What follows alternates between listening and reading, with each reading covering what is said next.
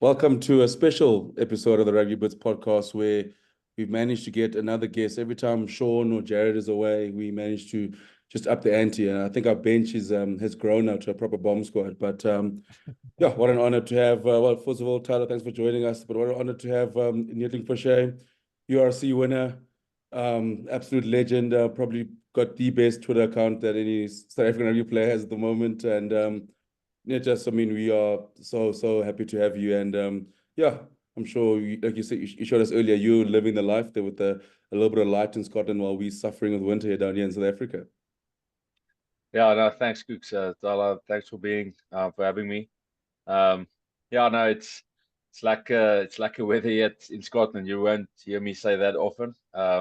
It's actually better here than in South Africa. So no, we're enjoying it, and yeah, just happy to be in a quarterfinal game coming up on Saturday. Looking forward to it.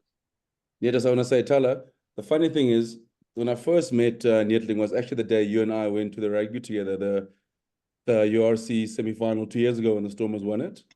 When I Yeah, somehow smuggled myself into the Stormers change room after the game, and I went because and Neethling is Tyler's fault because he said he had to leave early. So I was like, oh, I can't stay after the game. I've got to shoot back to Stellenbosch. So I smuggled my way to the Stormers change room. Eventually met Neethling. I mean, I think we had Jerry's Burger. Then yeah, had a few Jerry's. beers. We had a few beers. I got a picture Yeah, of Neethling on my yeah, right. just two. Just two, and Kitsy being the other prop. I think it's the only time in my life I felt comfortable playing hooker with Neethling and Kitsy being my props at Jerry's. No, that'd be a solid front row. I like my hookers, like a chubby, something to bond them. No, Neethling, I was just about to ask, what do you remember of that night where you first met Kooks?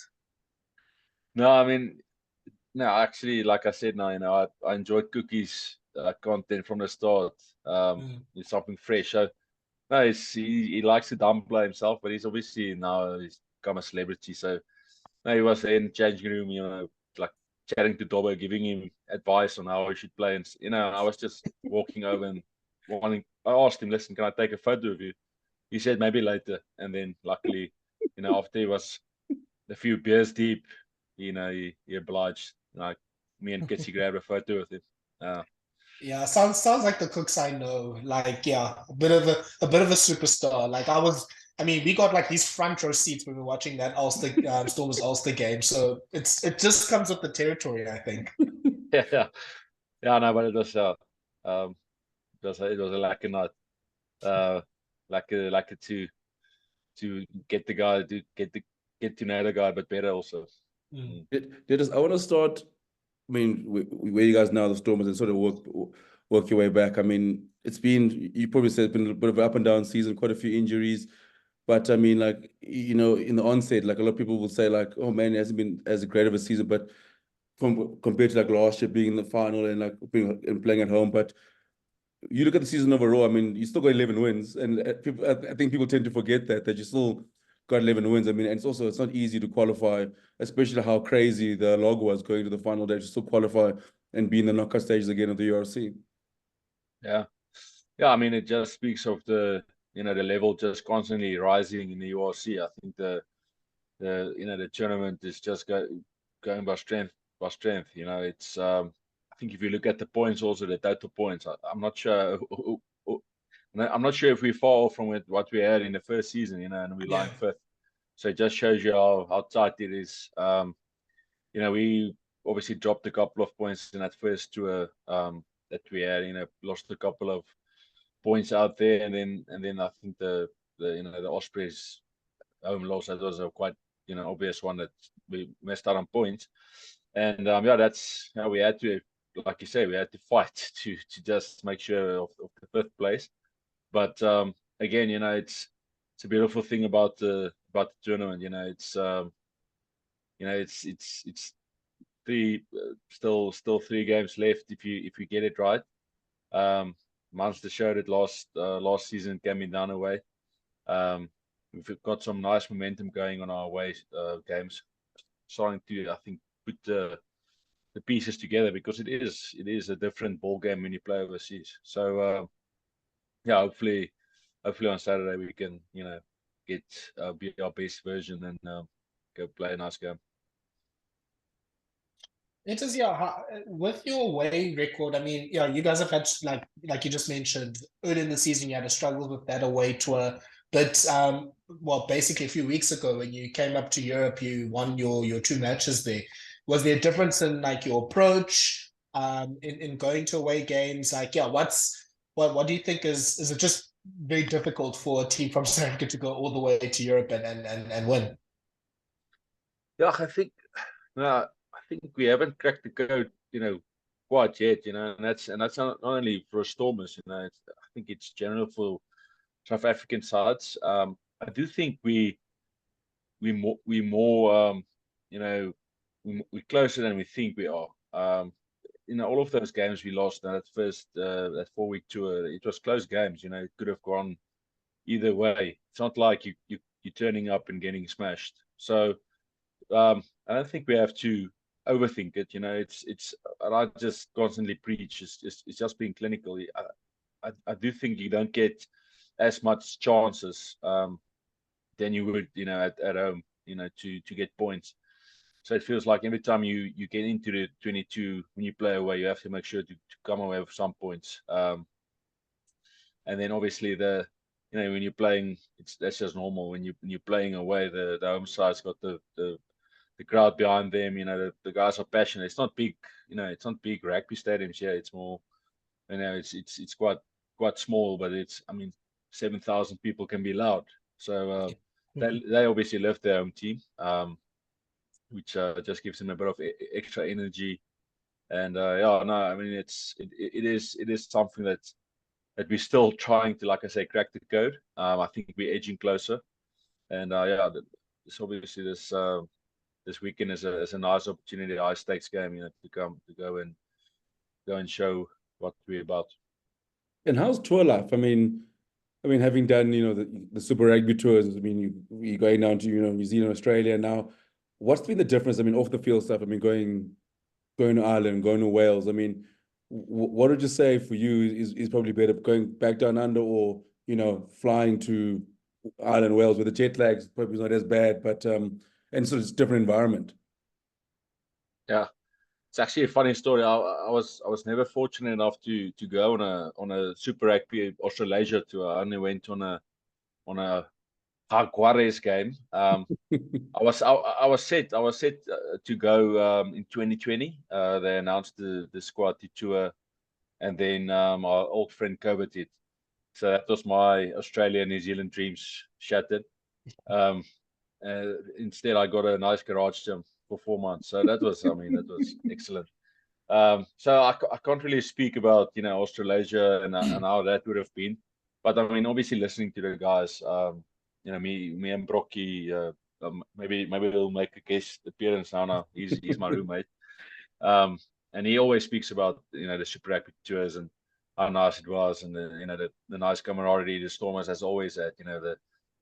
The old boys, Scala and John and those guys just driving the team, and I think there's only good stuff to say, but I can only speak for what the URC is now. Obviously, a bit of travel challenges that we've had the first couple of seasons, which is understandable, but I think it's also trending in the right direction. But just the people is very passionate about rugby. It's crazy actually.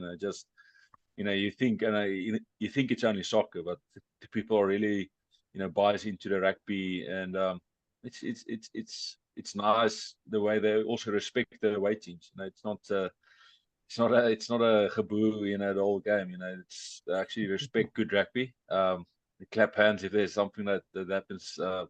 Nice, but they're, like I say, they're passionate.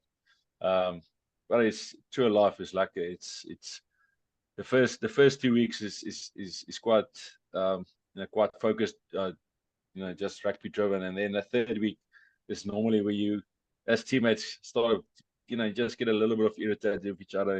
It's the little small things that you just begin to think about the people at home. You start missing them, and everyone's fuse is a bit short. So if you get through that third week, the fourth week is all right, because then listen, going home. But yeah, I mean, it's exceptional to see all the countries that we've been able to see. Now, the other day we were cruising there on that small boats in Venice. I was just thinking, like, this is a far, I've come far from a boy in Rustenburg to be cruising here with my shades, on little boats in Venice, feeling very cool. So now we're very privileged to see all these places, Kooks. It's at the end of the day, you're gonna remember all this, moments you had with your teammates, different countries, seeing most of Europe. We're very privileged. And then what's maybe to give us a bit of insight in the Stormers structures. I mean, we know obviously you're one of the leaders of the team, but in terms of who organizes the social aspects, especially on tour, to make sure you guys don't get irritated with each other in week 3? Most of it comes down to Dobbo. He makes sure the social aspect is driven quite nicely. But yeah, I mean, I was not to blow my own bubble. With time I've crept into the finance master role here at the Stormers. So it's something that I actually enjoy to drive, and and then it's easy with guys like Brokkie, who knows all the areas. Dion Free, they make it easy for you to drive it like a social and make sure that we do spend time together. It is quite a tradition for us as Stormers to also have a team dinner every week around Wednesday or Thursday mostly. You go out as a team, make sure to spend some time together, play a bit of cards, and then obviously after games, if you're staying on, then you do a nice cooks, like we did at just 2 beers and then maybe 3. Yeah. But then, I mean, you talk about camaraderie. I think it's something you look at, I think in South Africa, I think most neutral people love the Stormers. They love, except for Thala, who supposed the Bulls, but I mean, who most people love the Stormers. But in terms of like just the rugby you guys play, and also just like this, there seems to be just a great vibe in the camp and the energy in the camp that's come on. And even before, I won't say it comes from winning, but even before that, I think it's something Dobbo is probably well known for. I mean, where does it come from? It's like, and how do the guys just buy in so quickly? I mean, all the guys who come in seem like they've been playing there they've been part of the squad and been playing there for years. Yeah. No, I mean, it's like you say, it's a Dobbo effect. He gets it right. He understands that rugby, it's our jobs, but it's not life. It's not only rugby. And he understands that there's every individual in the team. It's not everyone is the same. And it's about getting the best out of different individuals, get them together to strive towards a common goal. A big word that we use is part of something. For most people in life, if you feel part of something, you can operate and you feel you have that purpose. So it's a big thing for us, the Stormers, to make everyone in the squad feel part of something. There's a lot of time that goes into the MPS squad as well to make sure that they know they are a part, and not just numbers at training. Which then, in return, when that guy gets his opportunity, he's ready, he's motivated, he feels the togetherness in the team. So no, he must give credit to Dobbo and his management for how they drive it. And then it's it's up to us seniors to never have a situation at the Stormers where there's in Afrikaans where range, like levels, like, listen, you first need to do this before you can eat with the big boys. It's about being really, really open, and making sure that everyone feels like they are part of the team. Even a young guy like Connor Evans, Sasha, those guys coming in, they coming from Bishops, which I have my opinions about, but they filter in nicely, and you from the start, you just make them feel welcome, and a lot of credit must go to Dobber and the way he operates. Yeah, Neethling, just to focus more on you, I mean, obviously you've been in really good form, at least if I can say so myself, in the last year or so, if not a bit longer, and you're playing really well. And yeah, obviously it's clear that you're learning a lot from, your Brok Harrises, your Frans Malherbes. So do you think it's basically having those obviously very experienced, and I mean, Frans Malherbe is obviously a starting Springbok prop to learn from? Is that what's helping you to grow your own game? Yeah, what has helped you? Because obviously the Stormers have one of the better scrums in the competition, and your scrumming has gone forward, but yeah, even your loose play is going quite well. So is that something that you're learning from Kitshoff, for example? Yeah, thanks, Tyler. Me and Kitty, we chat about it when we're on a course, playing 18, and he just gives me some tips on being more explosive, being more mobile. No, I'm just kidding. It's actually just the rate I've taken. It's quite, it was quite almost a normal road at school, playing all the levels, and then going all the normal route for a SA rugby player, and then I hit a bit of a 6-year drought, I would say, just out of school. I just had so many injuries after each other, missed under 20s. My game really went to a dark place in a sense of belief in myself. Remember back in 2016, I was just contemplating stopping playing, because I lost my joy for it. I lost my just that fulfilling part of rugby. So I was at a dark place, and I think coming out of that and then moving to the Stormers at the end of 2017, and just being able to stay a bit injury free for a bit longer, just allowed me to really just remember again, I really enjoy rugby, and I'm not too bad at it. I think I forgot that for a long time, and then like you say, just being able to rub shoulders with these legends. There was for such a long time I was scrumming against Kitshoff, Bongi, and Frans, which is, I mean, I think Cook's neck would definitely break if he had to go into a scrum against Bongi. I don't have any doubt about that. No, he would be at the hospital. It was stressful. Monday nights I couldn't sleep because you would scrum on Tuesdays at the Stormers. Then I would know, listen, those 3 guys are waiting for me, and it was me and Skara. And then I'm not sure. The thing about Skat is, he's solid, but that's if he shows up for the training. So then it was me. Lots of times me, Skat, and Ali Vermaak having to go up against those 3 guys, which is like being thrown into the deep end quite early on. For most of the times, you just went backwards. You weren't even wondering. You knew you were gonna go backwards. You just tried to. For today, maybe I'm only gonna go backward 5 seconds later. Then you just try and get it, but you're gonna go back, and then you just like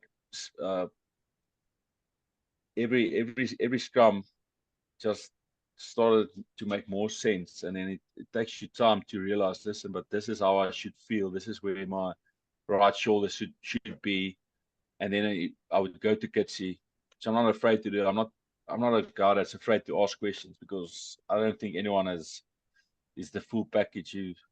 Anyone can learn from anyone. So I would go up to Kitshoff, asking questions, asking to show me, listen, what is uncomfortable for you as a lucid? And then we would go one-on-one, and he would show me and say, listen, feel this. This is what makes me feel uncomfortable. Try this. And obviously, just on the side, when in France, as we scrumming, I would just stand and watch him.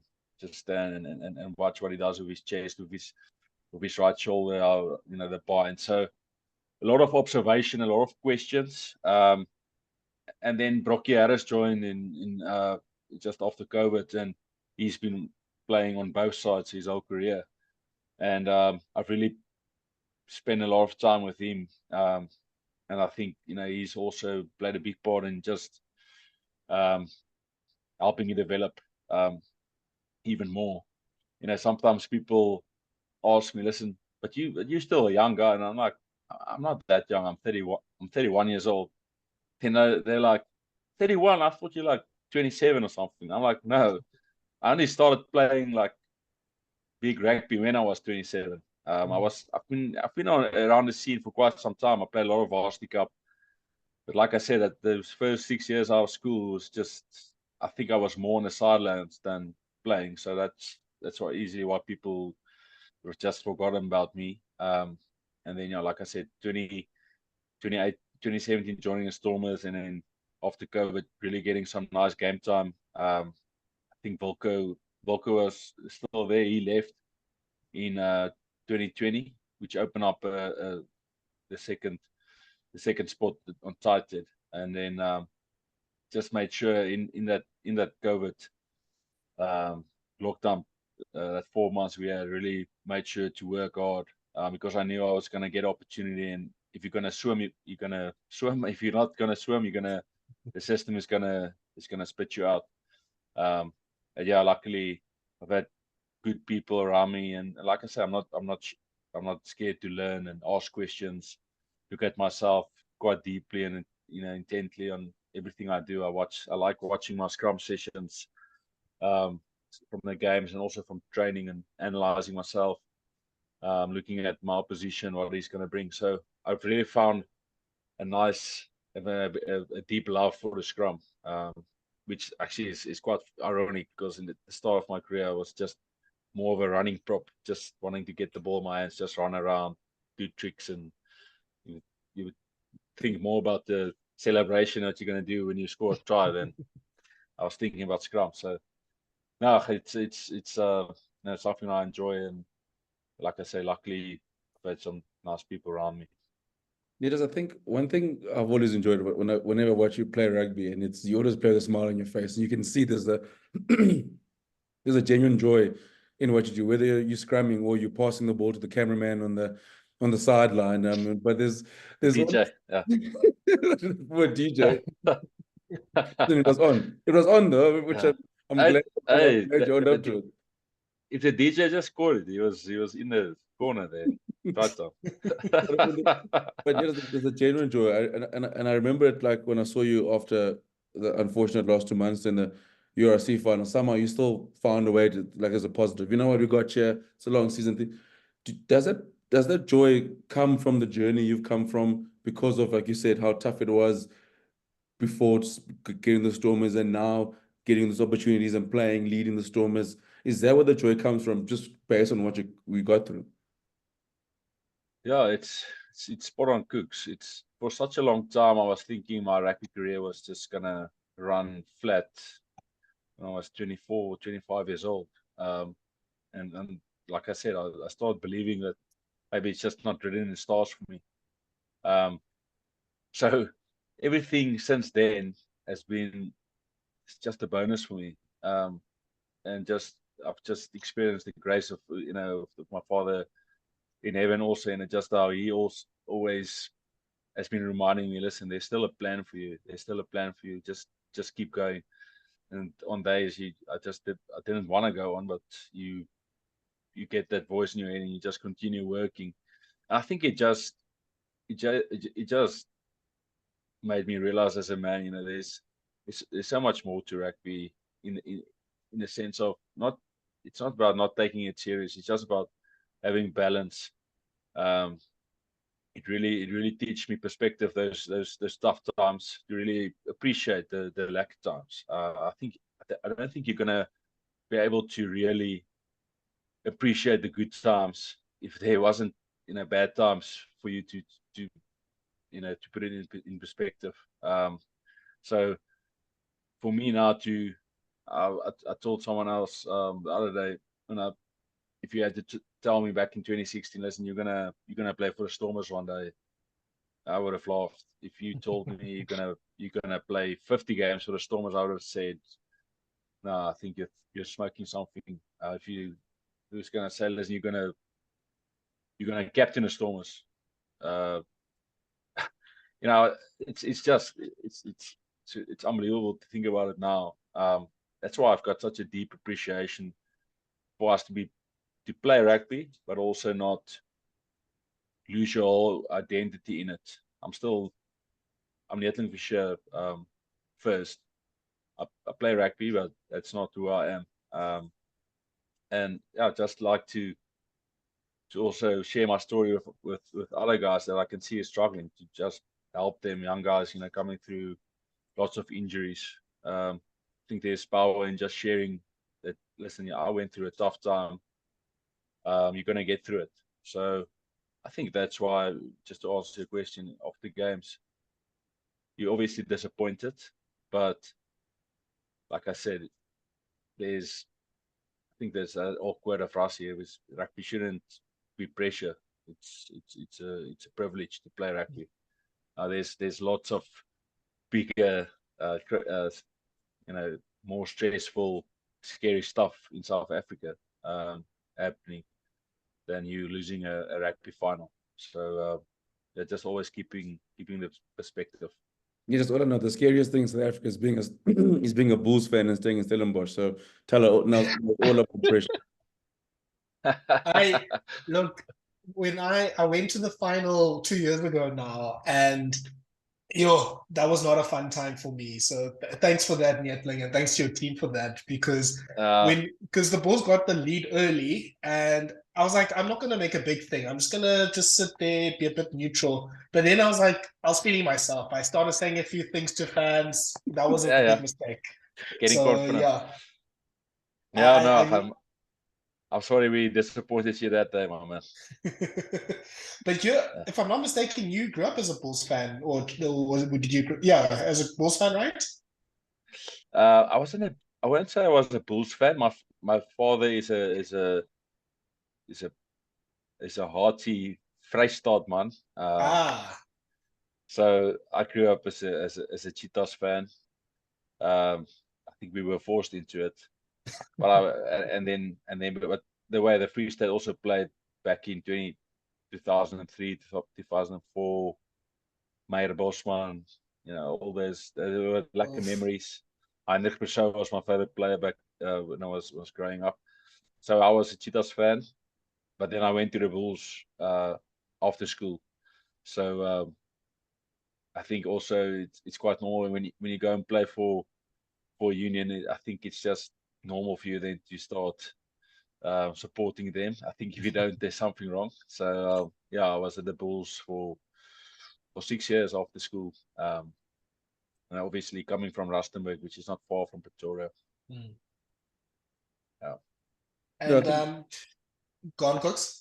I think you made a good change. From me tell the Stormers, I would say, it's like they get you in trouble because they're so nice. You hang out with them, and they play good rugby. Then you forget who your own team is. Like at the Sharks, it's like coming to me, they're like, Kooks, I thought you support the Sharks. I'm like, I do, but I got friends with the Stormers as well. They're not big attack. So eventually, it's complicated. It's complicated. I'm just gonna support the Springboks. I'm just gonna support all five unions in the Euros, all 4 teams in the Euros. Just make everybody happy. Yeah, just wear your Springbok shirts at the games, and no one can moan. Yeah. So do you always share with Brok when you're on tour? Yeah, no, me and him has been Roomba since he's rejoined the Stormers, and he was just here actually now, but I think he just left again. So much wisdom, so much wisdom. Every time I ask him a question, I actually want to get my notepad to make notes of the answer. Such a wise guy, such a good guy. I think one of the best, men in SA rugby. And in terms of roommate stuff, is he all good? Are you making him coffee? Since I mean, you're the captain, but you're the junior there, and is there a snorer between the two? I assume both of you snore because you're both props. There's a snore. There's a snore wall going on in this room. So Brocky likes to think he doesn't snore, but he actually does, especially when he's on his back. It's quite rough, and then it's funny because I can't switch off with snoring. I've got like I don't know what, I think there's like a name for it or something. But I can't switch off when someone is snoring because I can't stop listening to the snoring. I can't focus on something else. My wife always says, but just count in your head. I'm like, it doesn't work. So Brocky, when he goes into that mode, I sometimes just pop in my earphones just to get some quiet rain background noise until he just moves to the side. Then it's quite easy because then he's quiet as a mouse. But it's funny because I can't sleep if he snores, but I snore. So I can't point any fingers because I know I can I can give it a good shot. My wife has recorded me. She's used it in arguments sometimes. Like, listen, this has to stop. If Google methods, we had the tennis ball. We spoke about the tennis ball, strapping it into the back, and I said, no, I'm not going to do that. So no, it's a like a snore fest here in our room. But then there's also those nice quiet moments. Yeah, no, like a lot of scrubs chat.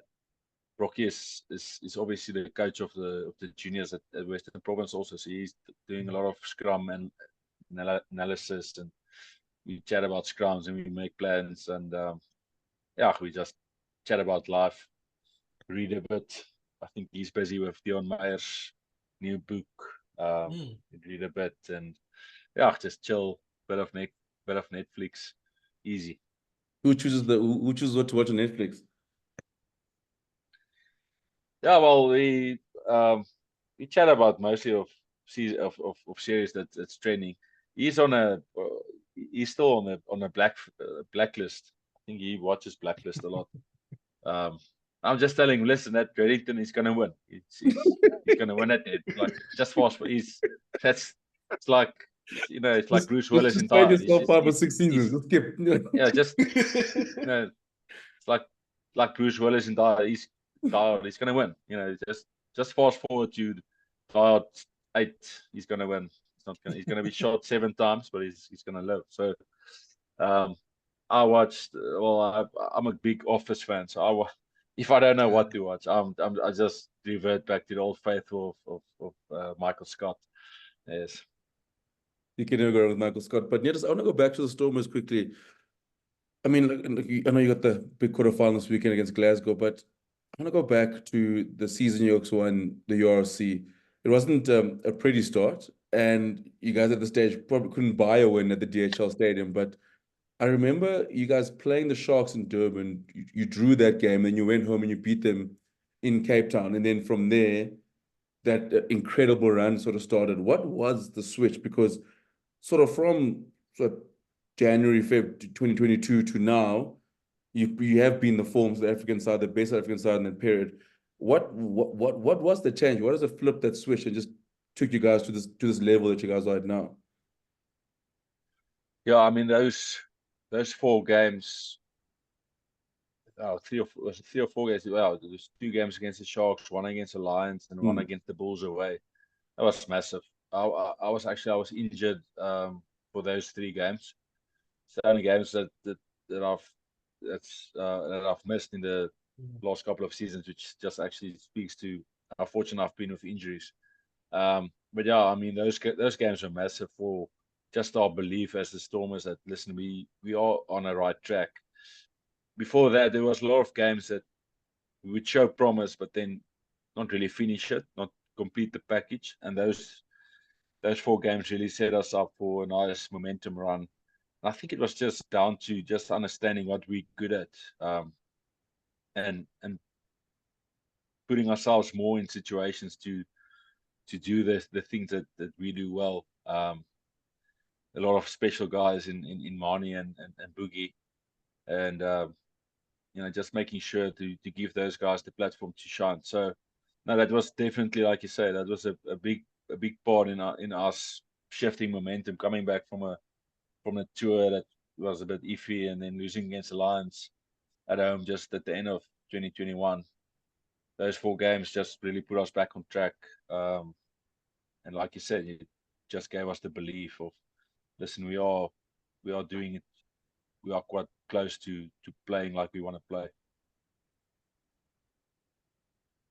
And then maybe someone that's not as like well known, maybe to some rugby fans, is the forward coach of the Stormers, Neethling Fouché. And just how would you sort of describe his impact on the Storms? Obviously, he coached the forward, so you probably work with him day to day. Yeah, no, I mean, Rich is a legend. He's come on leaps and bounds in the last couple of seasons. His ceiling is so high for the way he's gonna go, and also the way he's able to set you up to go and almost find the mistakes before he has to tell you. He really helps you to look at yourself as a player, and not just spoon feed everything. Gives you the tools to analyze yourself, and keeps a watchful eye. Sometimes he'll just stand 50 meters away, just watch the lineouts, and he's obviously in his head, he's analyzing, he's watching, he's looking at the little things. Are you pointing your toes when you're lifting? Is your head neutral? He's very technical like that. Speaks a lot about the dominoes that you have. And this season being a bit of a transition on our callers has sometimes been a challenge. But again, you have to give credit to him. He's taken in Ruben, who's been a forelock for most of his life, and now he's calling the lineouts, and Rich has really mentored him well in that sense.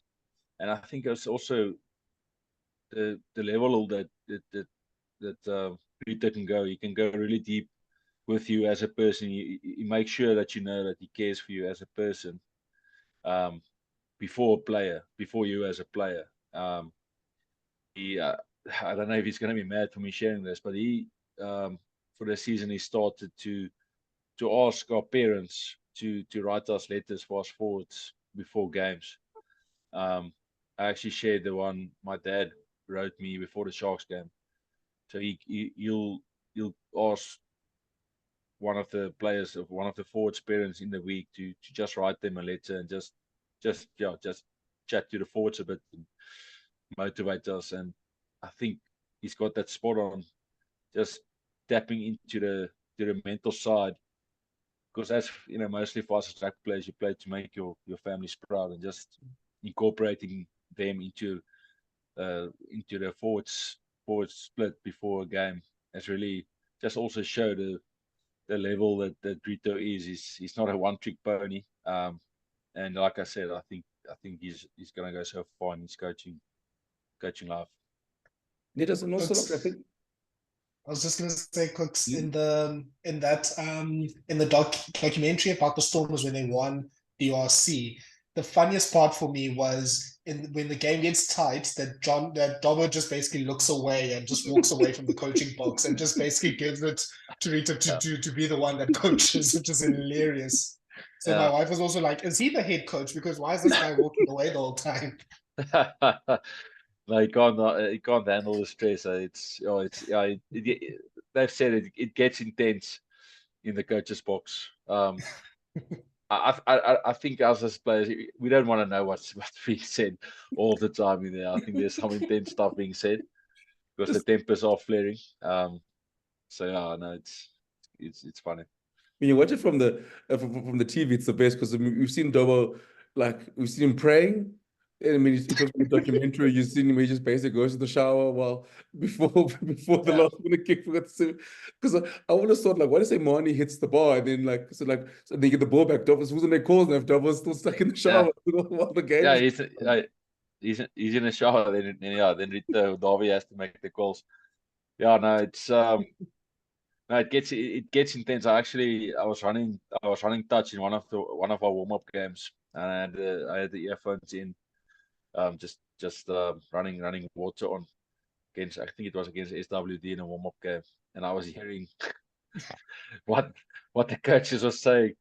And I was like, listen, I'm glad I'm not hearing this, because the things that get said, And then I'm just thinking, okay, after the amount of mistakes I've made, every time you make a mistake, they're gonna say something about you. So no, but it's it's part of it. It's part of the high performance sport.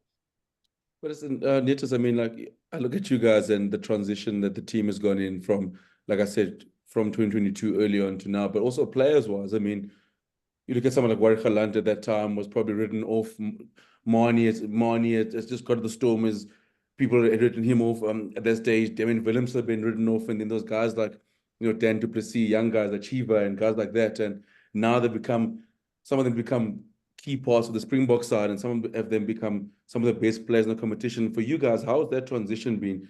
Because there is probably a lot more pressure. I mean, it's funny, like now is we always talk about in rugby, but it's like this, you guys may win a game and we'll go like, man, like they played well, but like I know how good they can be. Like there's the standard now that you guys almost set for yourself, that we know how good you can be because you've seen it and you create it, and you almost set the standard for yourself. So what's that been like for you guys to transition to that mode where you almost treat it as, as, because I see the Storm as one of the big stars in the URC. I mean, you've gone to a final, you've won one. So how's that transition been for you guys? It's like I said earlier, it's the levels of expectation has obviously shifted. It's from the first season where everyone would have just been happy, I think, for us to maybe make a semi-final, and then we go on and we win it, blowing a bit of people's expectations out of the water, and in backing it up in the second season, which was a big chat of us saying, listen, we're not gonna be the one trick ponies. One season you just eat your straps and then you fade from there. So that was quite crucial for us, just to show general rapid public that we're serious. We're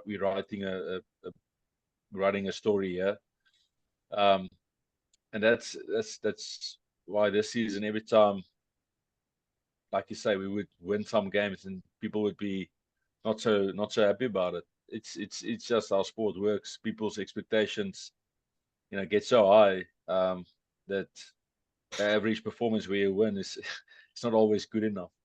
In Afrikaans, you've got that saying, "Hoogste bome vang die meeste wind." And you have to take it as the Stormers. There's lots of expectations now of you. A lot of people wouldn't have been happy with us, ending fifth on a log. So again, I think as players, you just keep it quite simple in your head, because your prep is the only thing you can control. And then you go out on a field with the right mindset and give you all. Other teams are always gonna get better, challenge you. For us, it's just been about trying to stay as consistent as we can be. Obviously, not all of the games this season, but we're in a quarterfinal, and we're looking forward to opportunity to go and show the people that what we're about. I just find it funny, Netus. I mean, like you're talking about that, and obviously asking you, before I ask you about the Twitter you, I think that's the real you. Like, in socials, you always see things like that. I mean, it's always funny. Like, I think you guys are at a place where, like, I think most great sides get to, where you always have the benefit of the doubt.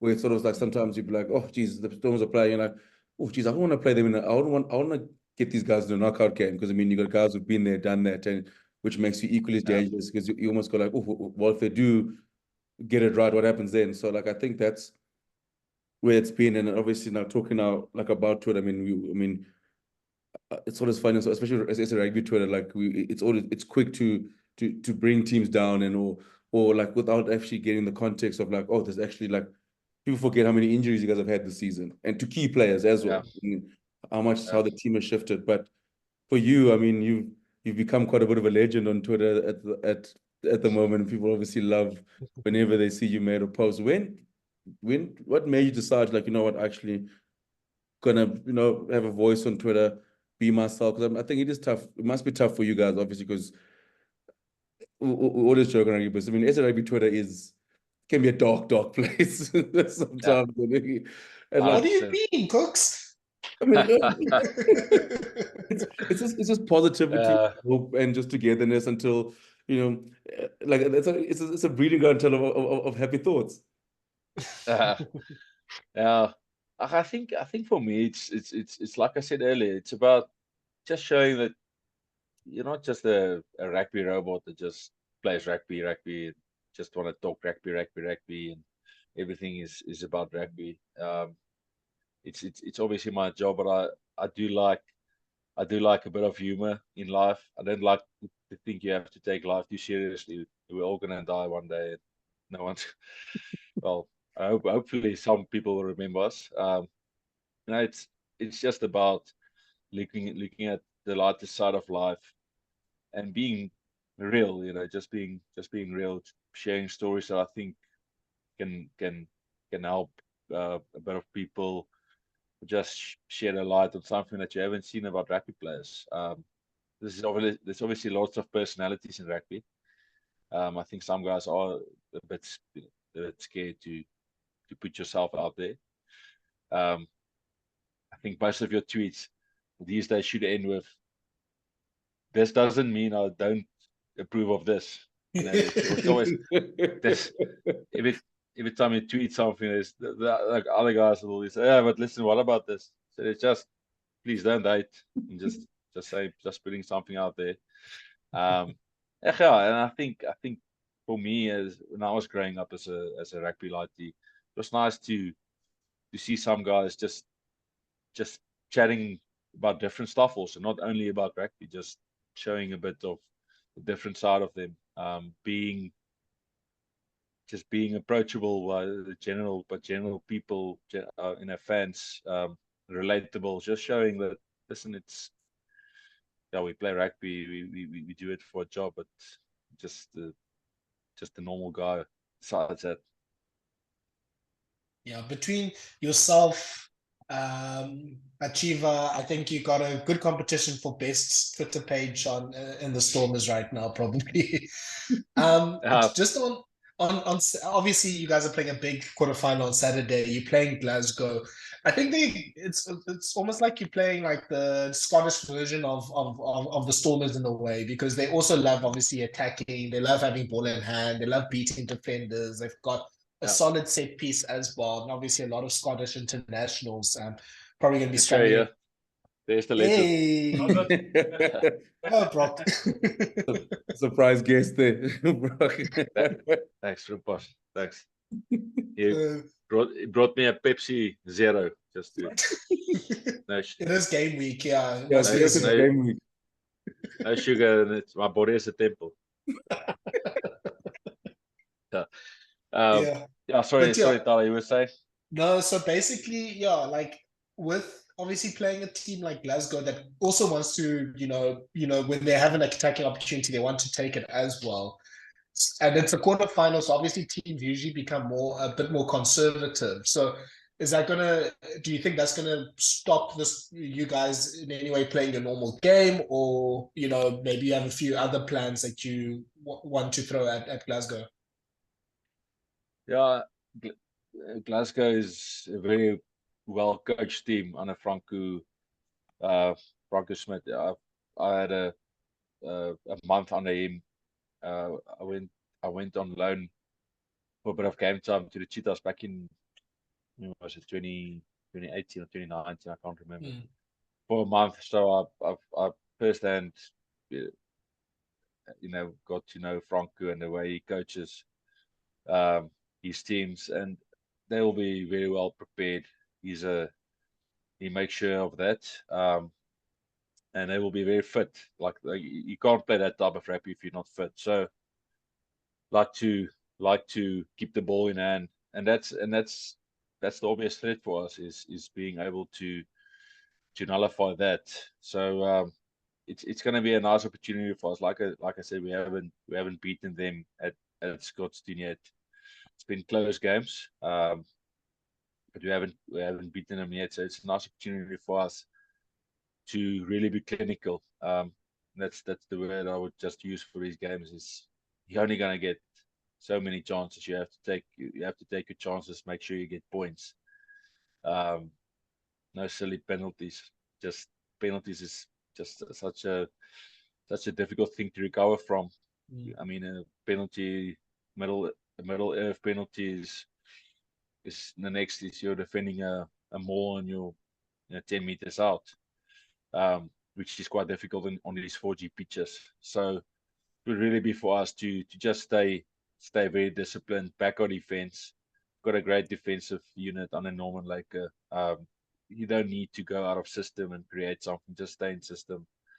And when we get opportunities, be really clinical with that. Not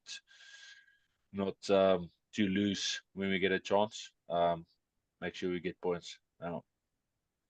Just before we let you go, I think got to ask. I mean, obviously you got the opportunity to be part of the, those training camps, the box, and those.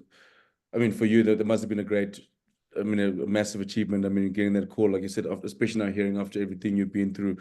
What is the experience like just being there, and obviously like, just a reward for your good form and just obviously just being in that mix and just being a part of it and getting to see how the whole system operates? Yeah, it's every time I've asked that, it's literally, it means the world to me. I can't tell it anywhere else. There's no sugarcoating it. And I know it's only being part of the alignment camp and support a squad, but and the squads will be announced in the near future. I mean, it means the world to me. I was very, very emotional when I got the call, and again, just where my mindset was at 2016, I wouldn't have dreamt about it. You watch Springbok games and you just think, oh yes, how cool would that be? But it's not gonna happen for you. And now it's looking positive. So no, it's massive. It's such a privilege to sit in the room. You're sitting there and just looking around, the people that are sitting next to you, and you see Coach Rassi there in the front. And you're just thinking, yes, when am I gonna wake up from this dream? It's quite surreal. So you're playing Chasing the Sun in your head the whole time while he's talking to you.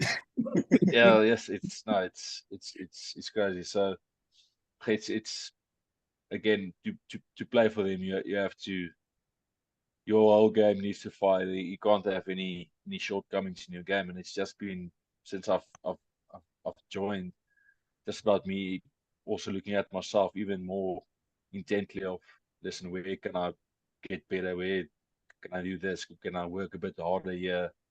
So it's just great how the Springboks environment challenges you just to be the very best of yourself, which you have to be if you want to play for them. No, Neethling is awesome, and yeah, we hope. Yeah. Just one more question for Netas. Just taking you now all the way from 2024 to 2011. You were part of probably one of my favorite like high school teams in Grey, and obviously you had, at the time, I think it was probably one of the most talented like backs that I've seen in schoolboy rugby, Jan Serfontein playing your team. So I wasn't playing with someone like him, just being such an insanely talented player like him. Yeah, no, it was crazy.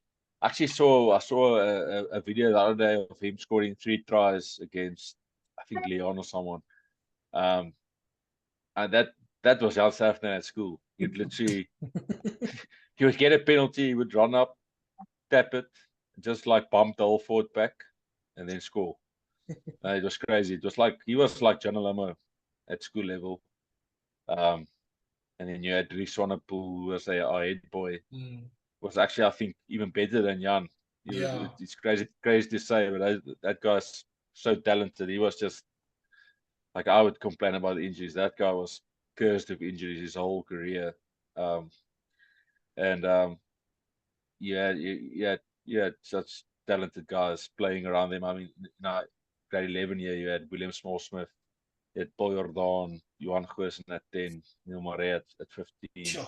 It was crazy. No, it was easy. It was easy for us forwards just to clean. It's just form the old saying, clean forwards, and we form a little blanket, just clean. just get out of the way of the backs. Just make sure you're not in the way. No, it was nice. It was so lucky. You jog onto the field, you'd literally know you're gonna win. You're just thinking like, okay, but how far? Is it gonna be 20 points or 30 points? Probably 50. And we had insane backs. Us forwards literally just clean, made sure we get out of their way.